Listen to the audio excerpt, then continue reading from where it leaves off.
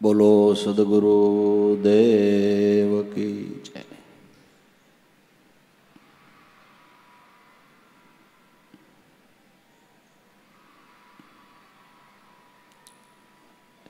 જેને આપણે કેવળ જ્ઞાન કહીએ, શાશ્વત જ્ઞાન કહીએ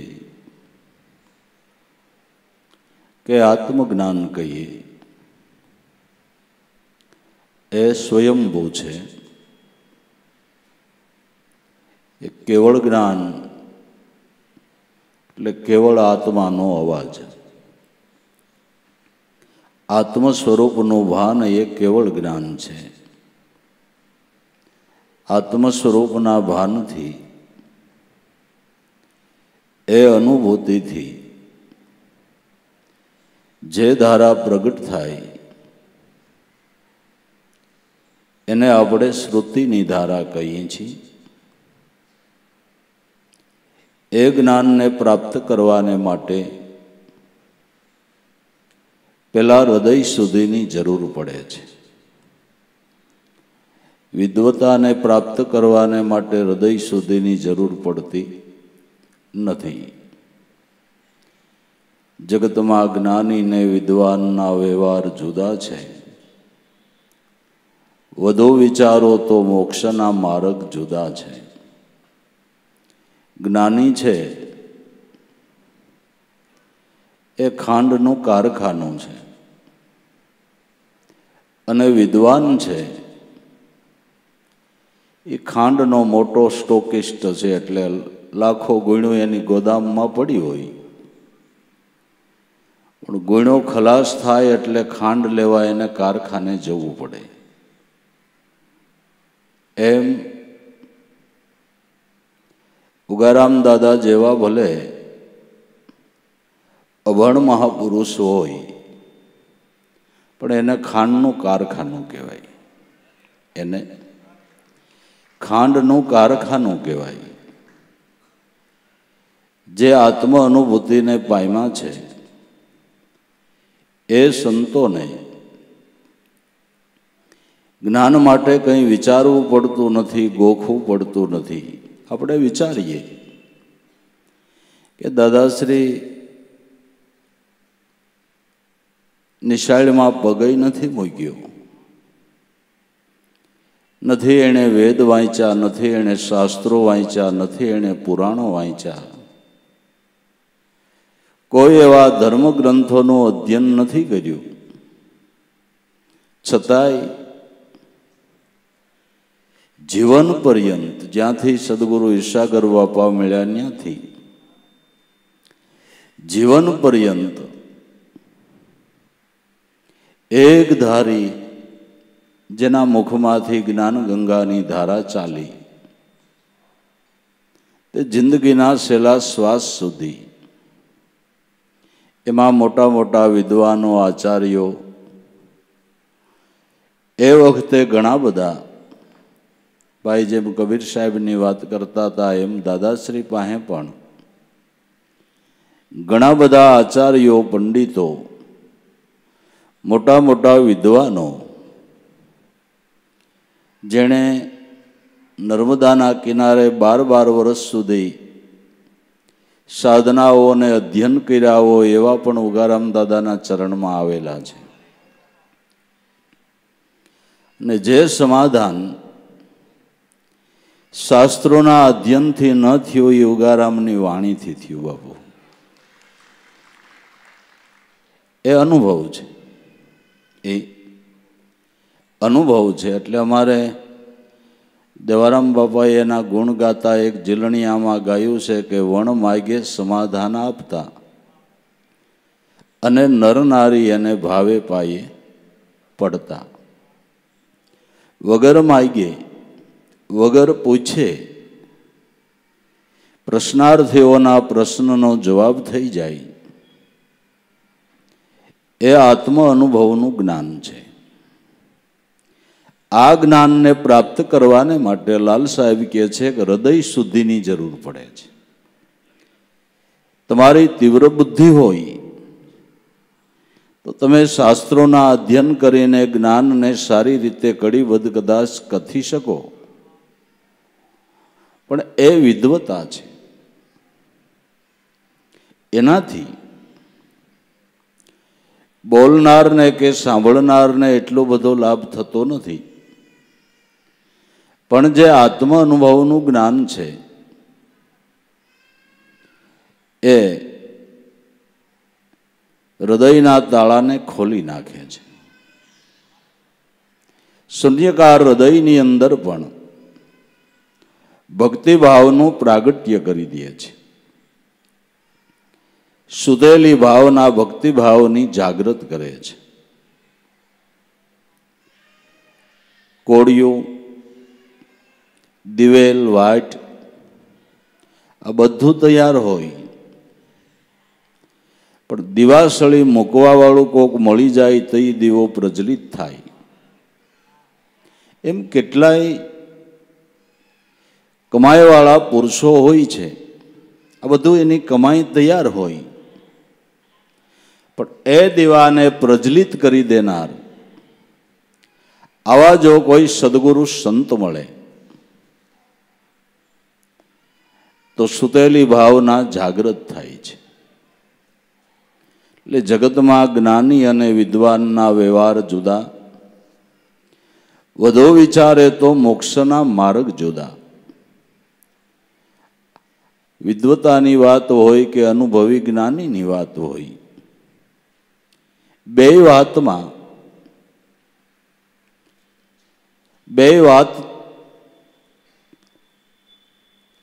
આત્મ સ્વરૂપ તરફ લક્ષ્ય બતાવે છે, પણ અનુભૂતિ માટેનો માર્ગ જુદો છે. અનુભૂતિ માટેનો માર્ગ, મોક્ષનો માર્ગ જુદો, એટલે કે મોક્ષ પ્રતીતિ કરવાને માટે વાતથી પતે એવું નથી. મોક્ષ પ્રતીતિ માટે જ્ઞાનની વાત સમજીને, સાદા શબ્દમાં કહું તો સદગુરુનું ભજન કરવું પડે.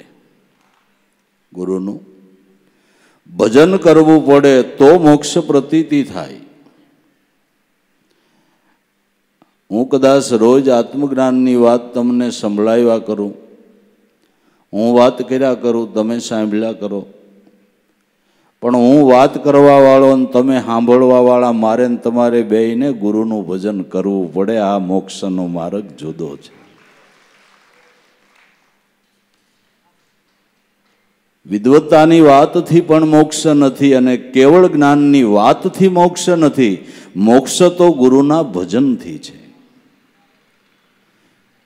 વિષય એ વિદ્વતાનો ગમે તેને મળી જાય, પરંતુ જ્ઞાનના તત્વના અભ્યાસ જુદા છે. વિષય વિદ્વતાનો ગમે એને મળી જાય. રાવણ વિદ્વાન હતો,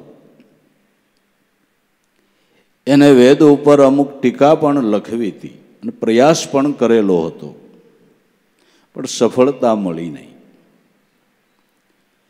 એટલે વિદ્વતા પ્રાપ્ત કરવાને માટે હૃદય શુદ્ધિની જરૂર પડતી નથી, પણ કેવળ જ્ઞાન, આત્મજ્ઞાન પ્રાપ્ત કરવાને માટે પહેલા હૃદય શુદ્ધિની જરૂર પડે છે.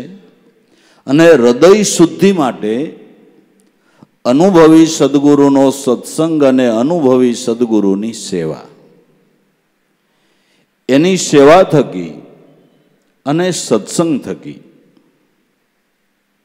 અનુભૂતિ થાય છે. ઈર્ષાગર બાપાના સત્સંગ થકી અને ઈર્ષાગર બાપાની સેવા થકી ઉગારામ દાદાના ઘટની અંદર આત્મપદનું પ્રાગટ્ય થયું છે. એની સેવા જોવો, એની ગુરુ પ્રત્યેની લગ્ની જોવો અને ગુરુનો સત્સંગ સાંભળવાની પ્રીતિ જોવો. સેવા અને સત્સંગ, સદગુરુની સેવા અને સત્સંગ થકી હૃદય શુદ્ધિ થાય છે. અને હૃદય શુદ્ધિ થયા પછી જ આપણી આધ્યાત્મિક માર્ગે યાત્રા શરૂ થાય છે. જ્યાં સુધી હૃદય શુદ્ધિ નથી ત્યાં સુધી આપણું મલિન મન કંઈક કલ્પનાના ઘોડા ઉપર બેહીને ગામત્રે નીકળી જાય. ક્યાં ગામત્રે જાય એ નક્કી ન હોય. ને કલ્પનાનો ઘોડો છે ને એને સોકડું નથી ભાઈ, ને ડામણ નથી. ડામણ વગરનો અને સોકડા વગરનો ઘોડો છે. હવે આપણું મન કલ્પનાના ઘોડે ચડી જાય, એ ઘોડો ક્યાં ગામત્રે વયો જાય એ ખબર ન પડે. એટલે હૃદય શુદ્ધિ થયા વગર, મનની શુદ્ધિ થયા વગર કલ્પનાના ઘાટ બેસતા નથી, ને કલ્પનાનો ઘાટ બેસે નહીં ત્યાં સુધી સદગુરુ સ્મરણમાં મનને પ્રીત થતી નથી. એટલે હૃદય શુદ્ધિ માટેનો ઉત્તમમાં ઉત્તમ સાધન શાસ્ત્રોથી અનુભવી સદગુરુ સંતનો સમાગમ કરવો અને એની સેવા કરવી એવો આદેશ કરવામાં આવેલો છે. અને એ આદેશ પ્રમાણે આવા મહાપુરુષો વર્ત્યા તો એ અભણ મહાપુરુષના ઘટની અંદર વેદધારા પ્રગટ થઈ કે જે વેદધારા કેવળ સત્યનો પ્રકાશ પાડે છે, આપણને સ્થિરતા લાવે છે, આપણી કલ્પનાના ઘાટને બેસાડે છે અને આપણું લક્ષ્ય મોક્ષ મુક્તિ તરફ કરાવે છે. એટલે વિષય વિદ્વતાનો ગમે એને મળી જાય, પરંતુ જ્ઞાનના તત્વના અભ્યાસ જુદા છે. તત્વજ્ઞાનને પ્રાપ્ત કરવા માટેનો અભ્યાસ શાસ્ત્ર નથી, એનો અભ્યાસ સમરણ છે. સમરણ છે એ એક અભ્યાસ જ છે. સારામાં સારો ઉત્તમમાં ઉત્તમ અભ્યાસ હોય તો નામ સમરણનો છે. કોઈ પણ સંત હોય ભાઈ, કોઈ પણ મહાપુરુષ હોય, એ સંતની મહાનતા ઈશ્વર ભજનથી છે. માણસ મહાન નથી, પરમાત્મા મહાન છે, પણ સંતની મહાનતા ઈશ્વર ભજનથી છે. ભજનનો મહિમા જ એવડો છે કે એ ભજન થકી ભક્ત સંત બ્રહ્મ સ્વરૂપની અંદર ભળે છે. બ્રહ્મ થઈ અને બ્રહ્મમાં ભળવાને માટે ખાસ કરીને અન્ય સાધનો બહુ કાયમ નથી આવતા. બ્રહ્મ સ્વરૂપની અંદર ભળવાને માટે મોટામાં મોટું સાધન બ્રહ્મનું ચિંતવન. બ્રહ્મનું ચિંતવન એટલે નામ સ્મરણ, જેને આપણે નામ સ્મરણ કહીએ છીએ, એ પાર બ્રહ્મ પરમાત્મા બ્રહ્મ સ્વરૂપનું ચિંતવન છે. આ ચિંતવનથી મહાપુરુષ સંત, જેને આપણે પરમાત્મા બ્રહ્મ શાયર કહીએ છીએ, એ બ્રહ્મ શાયરમાં ભળી ગયા છે. આપણે ઘણી વખત કીધું છે કે તમારે એક લોટા પાણીને મોટું રૂપ આપવું હોય તો કેમ આપી શકો? એક જ લોટો પાણી છે, એને તમારે મોટું રૂપ આપવું હોય તો કેમ આપી શકો? કે એક લોટા પાણીને સમુદ્રમાં ઠલવી દો એટલે એ લોટાનું પાણી સમુદ્ર રૂપ બની ગયું. એમ સંત મહાપુરુષ એનો મનરૂપી લોટો બ્રહ્મ સ્વરૂપમાં ઠલવાઈ ગયો ને એટલે સંતનું મોટું રૂપ થઈ ગયું. મોટું થવાનું બળ કરવાનું નથી, મોટામાં ભળવા શીખવાનું છે. બળ કરે કોઈ મોટું થયું નથી ને થવાય બી નહીં. રામ વધાયરા સબ વધે, બળ કરી વધે નહીં કોઈ. બળ કરીને રાજા રાવણ વૈધો, જેણે પલમાં લંકા. ખોય પણ ઝીણામાં ઝીણા થઈ, દાસના દાસ થઈને એનું ભજન કરીને એ સ્વરૂપમાં જે ભળી ગયા એનું મોટું રૂપ થઈ ગયું. એટલે એક નાની એવી ઉગારામ દાદાની પર્ણકુટી, વળી વણકર જ્ઞાતિની અંદર જન્મ, કપડું વણવાનું જેનું કામ, આવી સામાન્ય સ્થિતિમાં ભજન કર્યું, બ્રહ્મ સ્વરૂપમાં ભળ્યા, તો એનું રૂપ મોટું થઈ ગયું. અત્યારે દેશ વિદેશોની અંદર જેની ખ્યાતિ છે, ઘેર ઘેર જેના ગુણગાન ગવાય છે, એના પૂજન અર્ચન થાય છે, એના નામ ઉપર કેટલા મંડળો સ્થપાઈ ગયા છે. પણ ક્યારે? કે ઝીણામાં ઝીણા થઈને મોટા રૂપમાં ભળી ગયા ત્યારે.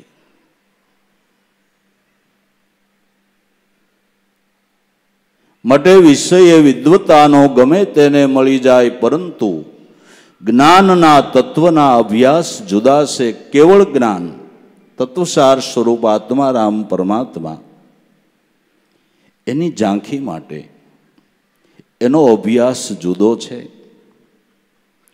એ અભ્યાસની શાન સમસ્યાઓ સંતોએ આપી હોય, પણ જેને સદગુરુ મળ્યા હોય, લક્ષ્ય મળ્યું હોય, એને તરત લાઈટ થાય. તો કબીર સાહેબે એની સમસ્યા બતાવી છે કે જો બ્રહ્મ સ્વરૂપમાં ભળવું હોય તો શ્વાસે શ્વાસે નામ ભજ. વૃથા શ્વાસ મત ખો. બ્રહ્મમાં ભળી જવું હોય તો શ્વાસે શ્વાસે નામ ભજ. વૃથા શ્વાસ મત ખો. સંતના મત પ્રમાણે મનુષ્ય જીવનની મોટામાં મોટી ખોટ હોય તો એના ભજન વિનાના જે શ્વાસ ગયા એ મનુષ્ય જીવનની મોટામાં મોટી ખોટ છે. જે ગંગા સતીએ પાનબાઈને કીધું કે વીજળીને ચમકારે મોતી પોરવી લેવું, અચાનક અંધારું થાય, જોત જોતામાં દિવસો વયા ગયા, 21,600 કાળ ખાઈ. મનુષ્ય જીવન વીજળીના ચમકાર જેવું છે પાનભાઈ. આ ચમકારમાં મનરૂપી મોતી નહીં, પરમાત્માના નામરૂપી દોરાની અંદર પોરવી લ્યો, નકર અચાનક અંધારું થાય. એના નામરૂપી દોરામાં જે મોતી પોરવાઈ ગયું એ મોતી કોઈ દી રખડતું નથી, પણ ભગવાનની ગળાની રૂંઢમાળાનો એ પારોડિયો થઈ ગયો. ભગવાનનું કહેવું એમ છે કે મને ભજે એને હું મારા હૈયાના હાર કરીને રાખું છું. સમયસર મોતી પોરવી લ્યો, મનરૂપી મોતી નામરૂપી દોરામાં ગુરુગમ રૂપી સોયથી પોરવી લ્યો, નગર અચાનક અંધારું થાય. જોત જોતામાં જિંદગીના શ્વાસા વૈયા ગયા, 21,600 શ્વાસા હાલે છે. એ ભજન વિનાનો શ્વાસ ગયો એને કાળ ખાઈ જાય છે. માટે શ્વાસે શ્વાસે નામ ભજ. वृथा श्वास मत खो, क्या जाने श्वास की फिर आवन हो के न हो. फरीने गયેલો શ્વાસ કોઈને પાછો પ્રાપ્ત થતો નથી.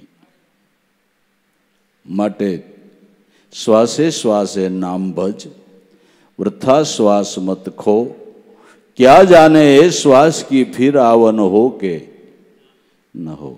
कर श्वास की सुमिरनी, श्वास थी समरण करी, जेने निरंजन माळा कहेवामां આવે છે. શ્વાસ કી કર સમુરણી, જપી લે અજંપાનો જાપ. પરમ તત્વ પરમાત્મા આપણા ઘટ મંદિરની અંદર પરમ તત્વ રૂપે બિરાજમાન છે. મનુષ્ય માત્રના ઘટની અંદર પરમાત્મા પરમ તત્વ રૂપે બિરાજમાન છે. આપણા મંદિરના ઠાકરને આપણે ભજવો છે. આપણા મંદિરના ઠાકરને આપણે ભજવો છે. આ મનુષ્યના દેહને વેદે મંદિર કીધું છે, શાસ્ત્રોએ મંદિર કીધું છે કે મનુષ્ય દેહ છે એ ભગવાનનું હાલતું ચાલતું મંદિર છે. બ્રાહ્મણો રોજ ભગવાન શિવના મંદિરમાં જઈને વેદોક્ત સ્તુતિ બોલે છે. આત્મા ત્વમ ગિરિજામતી સહસરા પ્રાણાહ શરીરમ ગ્રહમ. મારો આત્મા એ ભગવાન શિવ તમે છો, મારી મતી ગિરિજા પાર્વતી દેવી તમે છો, મારા બે પ્રાણ એ કાર્તિક સ્વામી અને ગણપતિ તમે છો, અને શરીરમ ગ્રહમ મારું શરીર છે પ્રભુ આપનું મંદિર છે. આ વેદ કે છે, શાસ્ત્રો કે છે. દેહો દેવાલય પ્રોક્ત સજીવ કેવળ શિવ તજેત જ્ઞાન નિર્માલ્યમ સોહમ ભાવેન પૂજ્ય. દેહ દેવાલય છે, જીવ કેવળ શિવ છે. અજ્ઞાન રૂપી નિર્માલ્યનો ત્યાગ કરીને સોહમ ભાવે એની પૂજા કર. સોહમ શબ્દ બ્રહ્મ રૂપે મનુષ્ય માત્રના પ્રાણમાં એ તત્વસાર સ્વરૂપ પરમાત્માનો ધ્વનિ ઉઠી રહ્યો છે. જેને માર્મિક ભાષામાં નરસિંહ મહેતાએ ગાયું છે કે નિરખ ગગનમાં કોણ ઘૂમી રહ્યો, તેજ હું તેજ હું, એવો એક શબ્દ બોલે. ઈ નાથના ચરણમાં ઈસુ ચરણ હું, અવર ન દેખું કોઈ એની. તારા ઘટ ગગનમાં જો વાસો કેનો વસી રહ્યો છે. પરમ તત્વનું ધ્યાન ધર. પરમ તત્વ કેને કહેવું કે સોહમ આપો આપ. જે વેદે ઘોષણા કરી છે સોહમ અસ્મિ પ્રજ્ઞાનમ બ્રહ્મ અયમ આત્મા બ્રહ્મ તત્વમસી. આ લક્ષાર્થ વેદે બતાવ્યું છે. સંન્યાસી બ્રહ્માનંદે ગાયું કે સોહમ સોહમ સદા બોલ રી મેં ના હોતા હૈ અષ્ટપહર યહી વેદ કા કહેના. આ શબ્દનું ગાન કર્યા કર, સ્મરણ કર્યા કર. વેદનું આ કહેવું છે કે આ શબ્દ બ્રહ્મ રૂપે પરમાત્મા તમારા ઘટ મંદિરની અંદર બિરાજમાન છે.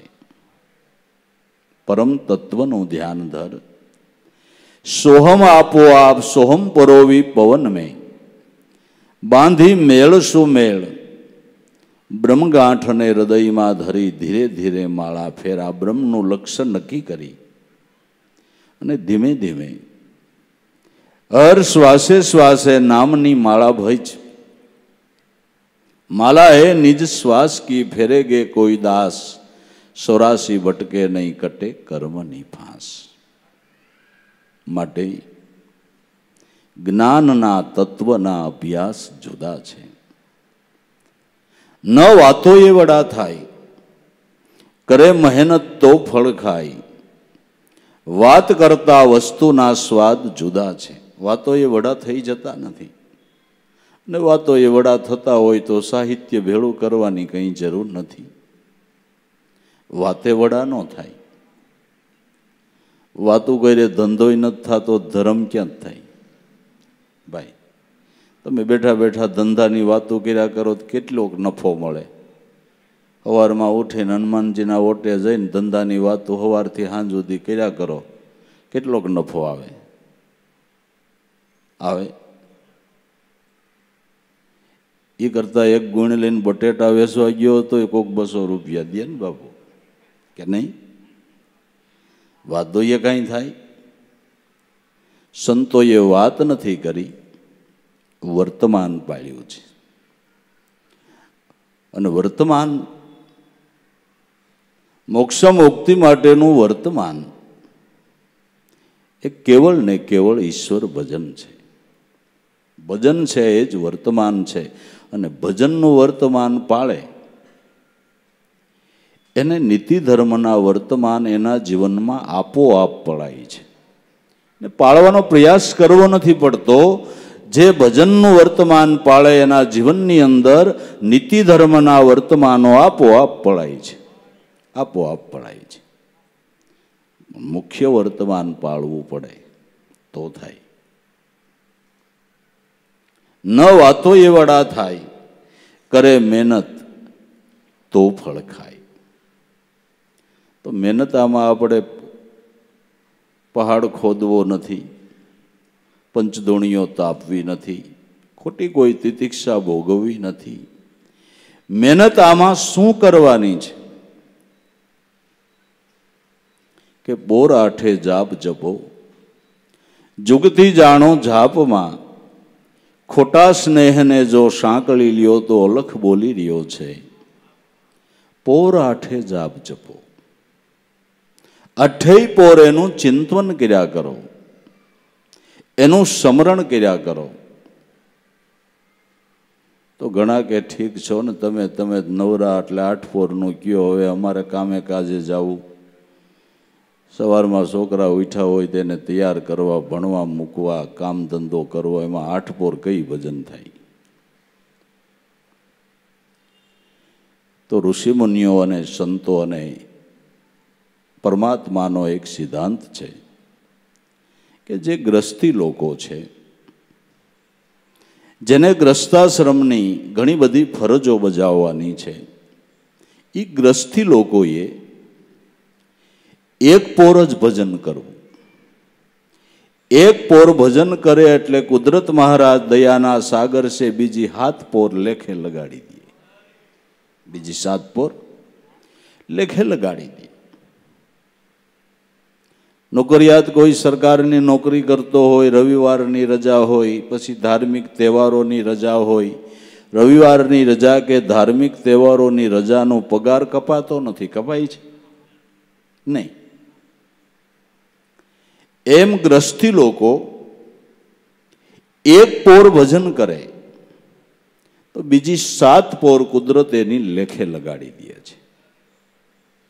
જે સંન્યાસીઓ છે એને એક પોર કોઈને હળવું મળવું, નાવું ધોવું, બીજું ત્રીજું, એને એક પોર ફ્રી ને એને 7 પોર ભજન કરવાનું. સંન્યાસીઓને 7 પોર ભજન કરવાનું અને એક પોર એને ફ્રી.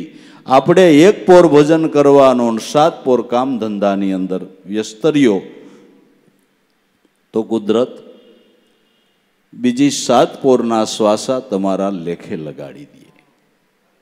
કુદરતની દયાનો કોઈ પાર જ નથી, એની કરુણાનો કોઈ પાર જ નથી.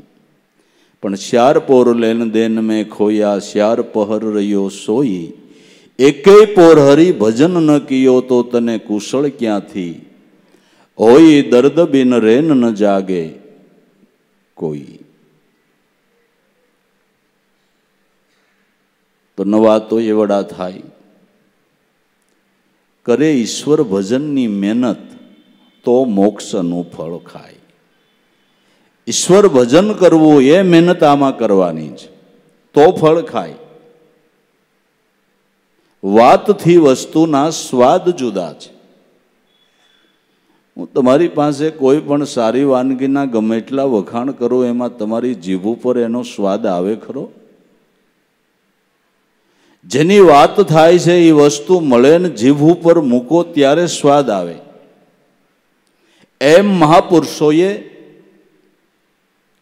મોક્ષ મુક્તિના ફળના સ્વાદની વાતો ભજનવાણીઓમાં, શાસ્ત્રોમાં કરેલી છે. એ સ્વાદની વાતો છે. જામે અનહદ ડંકા બજા, દેખ લે સુન મંડળ કી મજા, ધીમી ધીમી નૌબત બાજે ગુડુડુડ ગોર, ગગનમાં ગાજે પંચરંગ પર પ્રસિદ્ધ ફરકે, સતનામ કી ધજા દેખ લે સુન મંડળ કી, વીણા વાગે શંખ શરણાઈ, તાલ મૃગંધ ભેરી સુખદાઈ, ઓર નાદ કસો કયો ન જાઈ, એવા સાધન સજા વિના વાદળ વીજ કરે સમકારા, બરસત મેઘ સુધારસ ધારા, કોટાન કોટી રવિ ઉજિયારા, ગગન રહ્યા સબ ગજા દેખ લે સુન મંડળ કી, મજા જો સુખમુખ સે કયો ન જાવે, નિરખે પરમપદ પાવે, જીવ અને શિવ એકી હો જાવે, સોટમ તુસ સબ તજા, દેખ લે સુન મંડળની. આ એણે વાનગીના વખાણ કર્યા. લ્યો, કદાચ રાગ રાગણીથી ગવાય તો બે ઘડી આપણા મનને આમ આનંદ આવે, પણ આ સ્વાદ ચાખવા માટે જીભ લંબાવી પડે, સમરણ કરવું પડે. બાપુ, એમનેમ આ સ્વાદ આવે નહીં. આ સ્વાદને ચાખવો હોય તો સુરતાને કેળવવી પડે, બહિર્મુખ વૃત્તિને અંતર્મુખ કરવી પડે, તો આ સ્વાદ આવે, નકર સ્વાદ આવે નહીં. વાતથી વસ્તુના સ્વાદ જુદા છે. એટલે ઉગારામ દાદા કહેતા કે ભાઈ, શાસ્ત્રોની અંદર અર્થ છે, અને જે શાસ્ત્રોમાં અર્થ બતાવ્યો એ ગરથ તમારામાં પડ્યું છે.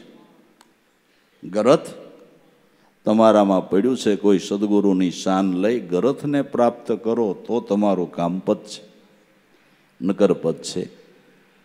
ગર્થ વિનાના અર્થ શું કામના, ભણી ભણીને ભૂલાવે, ગુરુ વિના કોણ તે આ પંથ બતાવે, ગુરુ વિના આવું કોણ તે પંથ બતાવે. વાતથી વસ્તુના સ્વાદ જુદા છે. જેણે સ્વાદ લીધો, ચાખ્યો, એ સંતના જીવનમાં નજર કરો. અમર આનંદના ભોગી, અલગ રહેતા ઉપાધિથી, ઉપાધિ ઓરતા સતા, જનતણા આધાર જુદા છે. આ સ્વાદ જેણે ચાખ્યો એ અમર આનંદના ભોગી, આધિવ્યાધિને ઉપાધિ ત્રિવિધિના તાપની જ્વાળામાંથી બારા નીકળી ગયા છે. સંસાર વ્યવહારમાં રહેવા છતાં એના મન ઉપર કોઈ કલ્પના ઊભી રહેતી નથી. નાભા ભગતે 252 ભક્તોની એક ભક્તમાળ લખી છે. એમાં ઘણા બધા ગ્રસ્તી સંતો છે, અને બધા જેનું નામ આવડે છે. એ નરસિંહ મહેતા ગ્રસ્તી સંત હતા. સ્થિતિ સામાન્ય હતી, બાળકો નાના, શું ખવડાવવું એનાય ફાફા હતા. પણ આના મન ઉપર કોઈ એની કલ્પના નહોતી, કોઈ જાતની કલ્પના નહીં. નાના બાળકો હતા અને પોતાના ધર્મપત્ની માણેકબાઈનું અવસાન થયું, છતાં નરસિંહ મહેતાના મન ઉપર એની કોઈ કલ્પના નહોતી. નરસિંહ મહેતા એમ બોલ્યા છે કે ભલી થઈને નારી મરીને મટી જંજાળ, હવે સુખે ભજીશું શ્રી ગોપાલ. એની કોઈ કલ્પના નહીં, એની કોઈ કલ્પના નહીં. આ સ્વાદ સાખ્યો કહેવાય, આ સ્વાદ સાખ્યો કહેવાય. સંતની કોઈ નિંદા કરે તોય ભલે, સ્તુતિ કરે તોય ભલે. સ્તુતિ કરે તો એનું અભિમાન નથી થતું, એની કોઈ નિંદા કરે તો એને દુઃખ નથી થતું. એનું એને જ્ઞાન છે. એ સુખમાં સકી જવાનો દે, દુઃખમાં રડવાનો દે, કંટ્રોલ કરે. ઉપાધિથી અળગારે, ઉપાધિથી અળગારે છે. એની એના મન ઉપર કોઈ જાતની કલ્પના રહેતી નથી. નિંદા કરે તોય ભલે ને, વાહ વાહ કરે તોય ભલે, એમાં કાંઈ નહીં. ભરથરીએ ભેખ લીધા પછી પરિભ્રમણ કરતા હતા. કોઈ ગામમાં કુએ પાણી પી અને નદીની બાજુમાં નદી હતી, એટલે રેતીમાં આરામ કરવા માટે હેલા ગયા. બાઈઓ પાણી ભરતી, તેમાંથી એક બાઈ ઓળખી ગઈ કે ઓલા ભરથરી 92 લાખ માળવાના રાજા કહેવાય. એ જો આ બેક પહેરીને નીકળ્યા, એ સાધુ છે. એટલે ભરથરીએ રેતીમાં જઈ રેતી આમ હરખી કરીને ગાડલા જેવું કર્યું. એટલે થોડીક રેતીનો ઢગલો કર્યો, એટલે આમ માથું ટેકાય ને, એટલે ઓશિકા જેવું કરીને લંબાયું. એટલે ઓલી બાઈ કે જોયું, ભેખ લીધો પણ હજી રાજાપણાના શાળા ન ગયા, ગાડલું કર્યું અને ઓશિકું હોત કર્યું. એટલે ભરથરીને એમ થયું કે એની વાત સાચી છે, ખરેખર સંન્યાસ અવસ્થામાં આ પણ આપણે કરવું. એટલે એણે તો એમાંથી ગુણ લીધો, એટલે જે ઓશિકા જેવું કર્યું હતું ને હરખું કર્યું હતું એ ફેંદી નાખ્યું. એટલે ઓલી બાઈ કે જો એટલું કીધું ચટકી સડી ગઈ. ભરથરી કે એ બાઈ તો મને ઘણો ઉપદેશ લઈ ગઈ, મને એનું દુઃખ ન લાગ્યું, પણ મને એમાંથી પ્રેરણા મળી છે. સંતો છે એ દુઃખ નથી લગાડતા, એ જગત છે એ તો તમે સારું કામ કરો તોય બોલે અને ખરાબ કામ કરો તોય બોલે, જેને ટેવ જ બોલવાની છે. પણ તમને ખ્યાલ હોવો જોઈએ કે મારો રસ્તો બરાબર છે, હું જે સિદ્ધાંત ઉપર આવેલો જાઉં છું એ સિદ્ધાંત બરાબર છે. આ તાળો મળી ગયેલો દાખલો છે 3 ને 2 5 જ થાય, બસ બસ.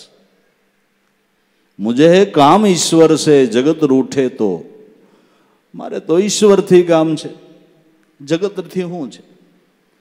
જગત તમારી ગમે એટલી વાહ વાહ કરે ને મારો નાથ નો સ્વીકારે તો, અને મારો નાથ સ્વીકારે ને આખું જગત બોલે, તમારો બાવળ હું તૂટી જાય એમ કહું છું. તમારે કેનું કામ છે? જગતનું છે કે ઈશ્વરનું છે? આવડે તો પરમાત્મા સ્વીકારે એ જોવાનું છે, બસ. જગતને તો કોઈ હિસાબે પુગાય એમ નથી. જગત તો ભગવાન રામ અને કૃષ્ણના અવતારો થયા એને બોલ્યું હોય તો આપણે કઈ વાડીના મૂળા? બોલે, જગત છે એનું. આપણે તો એમાંથી લેવાતો હોય તો ગુણ લેવો, લેવાતો હોય તો એમાંથી ગુણ લેવો, ગુણ લેવો. એટલે અમર આનંદના ભોગી અલગ રહેતા ઉપાધિથી, ઉપાધિ ઓરતા છતાં જનતણા આધાર જુદા છે. ઉપાધિ ઓરવા છતાંય એનું જીવન કંઈક જુદું છે, એનું જીવન જુદું છે. બબો સુખદેવજી જેવા નિષ્ઠિક બ્રહ્મચારીને મહારાજા જનકનું ચરણ લેવું પડ્યું. સુખદેવજીને શાન બતાવી જેને જનક વિદેહી જેવા ગુરુ મળે. મહારાજા હોવા છતાંય યોગેશ્વર જેવું જીવન જીવતા હતા. આ અમર આનંદના ભોગી અલગ રહેતા ઉપાધિથી, ઉપાધિ ઓરતા છતાં જનતણા આધાર જુદા છે. નહીં આડંબરો કરતા, નહીં કોઈ સ્થાન પણ ધરતા, વાયુ સમ વિશ્વ વિસરનારા તણા વ્યવહાર જુદા. કોઈ સંત કોઈ આડંબર નથી કરતા, કોઈ પ્રકારનું આડંબર નહીં. આડંબર છે ત્યાંથી ભક્તિ દૂર રહે છે. આડંબરને ભક્તિને કોઈ દી ભળે નહીં. આડંબરો કરતા, નહીં કોઈ સ્થાન પણ ધરતા, વાયુ સમ વિશ્વ વિસરનારા જેમ પવન બગીચા ઉપર એટલો વાય અને ઘાસઘૂસ ઉકરડાઓ પીડ્યા હોય તો ન્યાય પવન એટલો જ વાય છે. એમ સંતો મહાપુરુષો સર્વની સાથે મૈત્રી સાધે છે, સર્વને સમાન ગણે છે અને સર્વની સાથે એકતા સાધે છે. નાના મોટા ગણતા નથી, ઊંચ નીચ ગણતા નથી. એના મનમાં કોઈ પ્રકારનો ભેદભાવ નથી. માટે વાયુ સમ વિશ્વ વિસરનારા, પવન જેમ સમાનપણે સરખો વાય છે, એમ સંતો મહાપુરુષો એવા ભાવથી જગતમાં વિચરણ કરે છે. અને સંતોના વિચરણથી અનેક જિજ્ઞાસુઓનું કલ્યાણ થાય છે, એનું કલ્યાણ થાય છે. સંતના વિચરણથી અનેક જિજ્ઞાસુઓનું કલ્યાણ થાય છે. રાજાશાહીનો જમાનો હતો, જેથી કોઈ વાહનોની સગવડ નહોતી. તેથી ઉગારામ દાદા, પુંજારામ બાપા, અર્જુન દાદા ઘોડા ઉપર ગામડે ગામડે ફર્યા છે. ક્યારેક ગાડાઓમાં, પછી મોટરમાં, ગામડે ગામડે ફરીને એ સમયની અંદર આ જ્યોતને જલતી કરી છે. એ મહાપુરુષના વિચરણથી નાનું એવું મંડળ એણે મોટું ઉગમ ફોજનું વૈરાટ રૂપ લીધું છે, મોટું વૈરાટ રૂપ લીધું છે.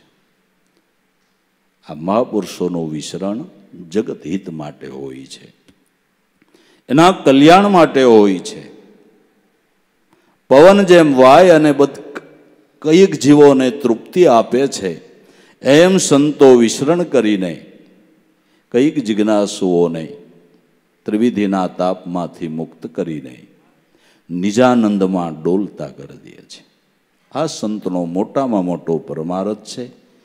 આ સંતોનો માનવ સમાજ ઉપર મોટામાં મોટો ઉપકાર છે, જે આપણને ભવબંધનમાંથી મુક્ત કરીને પરમપદના અધિકારી બનાવે છે. આ સંતોનો આપણા ઉપર મોટામાં મોટો ઉપકાર છે. નહીં આડંબરોમાં, નહીં કોઈ વિદ્વતામાં છે. અભણને પણ જડે એવા સુગમ સિદ્ધાંત ન્યારા છે. નહીં આડંબરમાં, કોઈ વિદ્વતાથી મળતો નથી, પણ અભણને પણ જડે. સબરી અભણ હતી, કોઈ શાસ્ત્રોનું એને અધ્યયન નહોતું, કેવળ ગુરુની સેવા, ગુરુ વચનનો વિશ્વાસ. તો એ વિશ્વાસે કરી નહીં. નિર્ગુણ બ્રહ્મની ઉપાસના નિજ ઘટમાં કરી અને ગુરુની કૃપાએ કરીને સગુણ બ્રહ્મ એની ઝૂંપડી ગોતતો આવ્યો. અને માતંગ ઋષિની કૃપાથી ભક્ત સબરી ત્રિકાળ ધ્યાની બની છે. ભગવાન રામને કીધું, પ્રભુ તમને જટાયુનું મળવું થાય, અહીંયાથી સીતાજીના સમાચાર જડશે. સબરીએ કીધું, લે હવે અભણને પણ જડે એવા સુગમ સિદ્ધાંત ન્યારા છે પરમાત્મા. જે ભજન કરે ને મળે, ટૂંકા શબ્દોમાં કહું તો જે ભજન કરે ને એને મળે, ને ગપ્પા મારે ન મળે. ભજન કરે ને એને મળે, ટૂંકા શબ્દો. અભણને પણ જડે એવા સુગમ સિદ્ધાંત ન્યારા છે. ભણે પુરાણ કે પોથી, વેદ વેદાંત કે શ્રુતિ, પરંતુ યોગના તત્વના અભ્યાસ જુદા છે. શાસ્ત્રોનું અધ્યયન કરી અને અભ્યાસ શીખવાનો છે. અધ્યયન કરવું ખરાબ નથી, કરવું જોઈએ. ઋષિમુનિઓએ આપણા માટે જ ગ્રંથો લખ્યા છે, તો એનું અધ્યયન કરવું જોઈએ. પણ અધ્યયન ખાલી કરવાથી પૂરતું નથી. અધ્યયન અભ્યાસ શીખવાને માટે કરવાનો છે. અધ્યયન કરીને અભ્યાસ ન કરો તો નકામો, તો નકામો. અધ્યયન કરીને અભ્યાસને કેળવવાનો છે. અધ્યયન કરીને જેણે અભ્યાસ કર્યો એ સફળ થયા છે. એને યોગ કમાણા એમ કહેવાય છે. યોગ સફળ થયો એમ કહેવાય છે જેણે અભ્યાસ કર્યો છે. પરંતુ યોગના તત્વના અભ્યાસ જુદા છે. સુરતા શબ્દને મળે એ મળવાનો યોગ કહેવાય છે. યોગ એટલે મળવું. રવિ સાહેબે કીધું કે સુરતા શબ્દ મેં લીન ભઈ તબ દિયા કર્મ પર મેખા. સુરતા શબ્દમાં લાગી કે કર્મની રેખ ઉપર મેખ લાગી ગઈ. જીવન ધન્ય બની ગયું.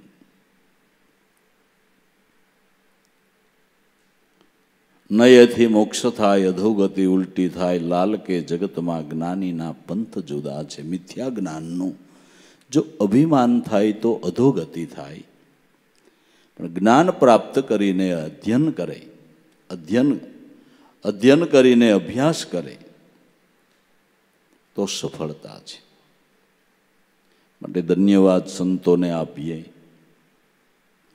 કે એવડી આત્મસિદ્ધિ, એવડું જ્ઞાન, એટલી મહાનતા, છતાંય સંતો બાળક જેવા થઈને રહ્યા છે. દાસના દાસ થઈને, ઝીણામાં ઝીણા થઈને રહ્યા છે. બસ મજા એમાં છે. મજા ઝીણા થવામાં છે, દાસ થવામાં છે.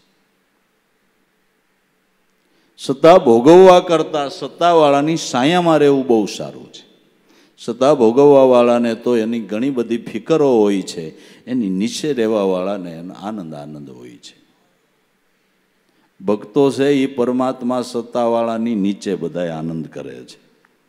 સત્તાવાન પરમાત્મા છે એની નીચે આનંદ કરે છે અને બધી ફિકર એને હોપી દે છે કે તમારે જેમ કરવું હોય એમ. સંગડો કર્યો ગુરુજી તમારો, ચાહે તો મારો ને ચાહે તો ઉગારો, તમારે જેમ કરવો એમ કરો. આ એક આરસનો પથ્થર શિલ્પકારને આપી દીધો, તમારે જેવો ઘાટ ઘડવો એવો ઘડો, એમ જેણે મન સદગુરુ સંતને સોંપી દીધું કે આનો જેવો ઘાટ ઘડવો એવો ઘડો. પણ સદગુરુ શિલ્પકાર એવા છે ને, નબળો ઘાટ ઘડતા એને આવડતું જ નથી. પણ મતલબની વાત મન એને સોંપી દેવું જોઈએ. સોંપી દીધા, એના ઘાટ ઘડાઈ ગયા છે, એના જીવન ધન્ય સુશોભિત બની ગયા છે બાપા. એટલે ધન્ય છે મહાપુરુષો સંતોને એની કમાઈને. બસ આપણે તો એ કમાઈની સાયામાં રહીને આનંદ કરી લેવો, મનવૃત્તિના પ્રવાહોને નામની અંદર વાળવા. ધીમે ધીમે આપણીથી થાય એટલો યથાશક્તિ અભ્યાસ કરવો, ધ્યાન ધારણાઓ રાખવી અને ભાવ પ્રેમથી સેવા કરીએ, સત્સંગ કરીએ, સ્મરણ કરીએ. એટલે આ ખેડ ખાતરને પાણી નસીબમાં ન હોય તો લ્યાવે તાણી. આ ત્રણ ઉત્તમ સાધનો છે. આ સમજણ લઈને જીવન જીવે એને બાપા ધન્ય છે. સદગુરુદેવ કી જય.